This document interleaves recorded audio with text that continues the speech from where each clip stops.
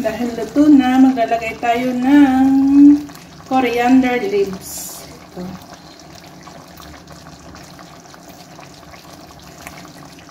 Ayan, luto na siya. Ayan, ganito kalapot yung sabaw niya. Diba?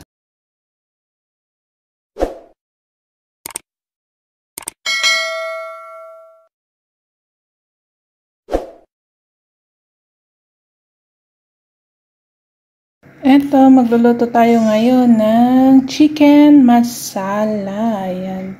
Siyempre, may chili tayo, tomato, ayan. Tapos, yung coriander or cilantro, yung yogurt. Siyempre, yung garlic at saka ginger and onion. Siyempre, nandito na rin yung ating spices. Cumin, coriander, paprika, turmeric, and salt. Ayan. Siyempre, mayroon pa palang, chicken masala. I mean, garam masala pala. At siyempre, nandyan na yung manok natin. Hinati ko siya yung yung ganyan. 8 pieces. Nalinisan na to. Tinanggal ko din yung skin niya. Ayan. Ganyan.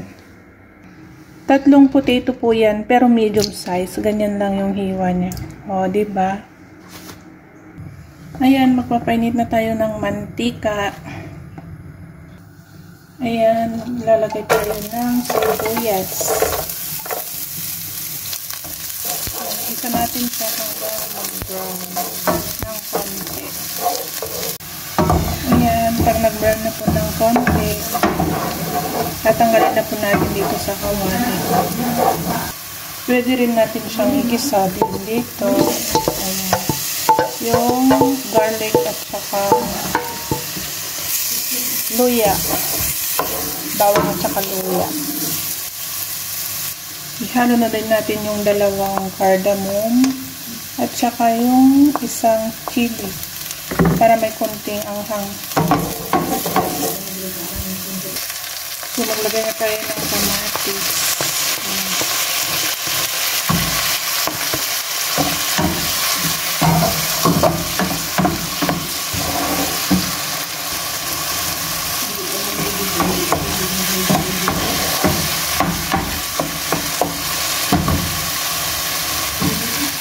So, ayan, pag luto na yung kamatis, pwede na tayong maglagay ng barat.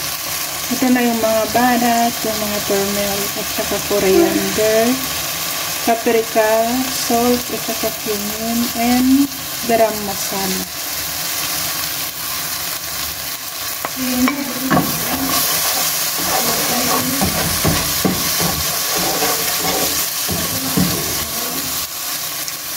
Maglagay tayo ng 2 tablespoon na yogurt.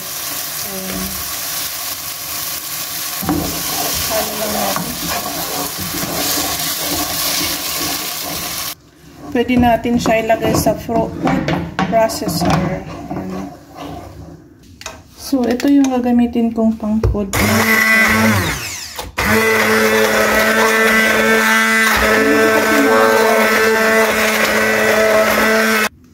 So, maging smooth na siya. Pwede na natin ilagay yung chicken.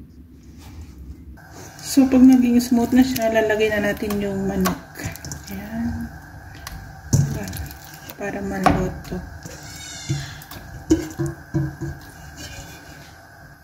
Ihalo lang natin siya. Hanggang sa mahalo ng maayos. So, pag nahalo na siya ng maayos, tatakpan na natin siya para maluto yung manok. Ayan, bubuksan na natin after 15 minutes. Niluto tayo. Nagpulit na siya ng pusa.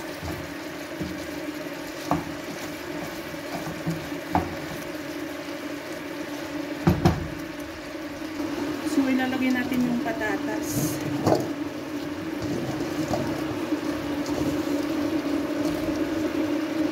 Pwede natin lagyan nito korma. Ayan. Ang halo. Kunti lang. Mga 1 tablespoon. Ayan. Cooking sauce. Ayan. 1 tablespoon lang. So, dagdagan na natin siya ng konting tubig. Ihalo natin siya ng maayos. Ayan. So, pag nahalo na natin siya ng maayos, tatakpan na po natin siya. At saka, lagay natin lang sa low heat. Takpan natin hanggang sa maluto na siya. Ayan, tignan natin. Baka luto na to.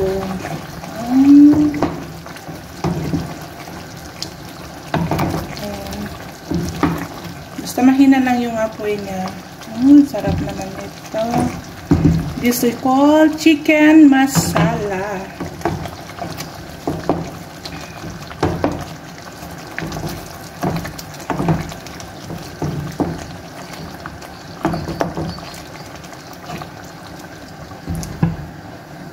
Dahil luto na, maglalagay tayo ng coriander leaves.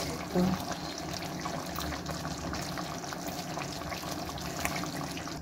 Ayan, luto na siya. Ayan, ganito kalapot yung sabaw niya.